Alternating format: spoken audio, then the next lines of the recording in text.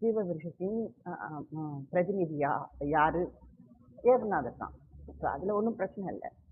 ஆனா ஆண்டவர் ராஜாவை அனுசரிக்கிறார். இயேசு ராஜாவை அனுசரிக்கிறார். இயேசு ராஜாவாக தன்னை தன்னை ஏற்படுத்திக் கொள்கிறார். அனுசரித்து ஏற்படுத்திக் கொள்கிறார்.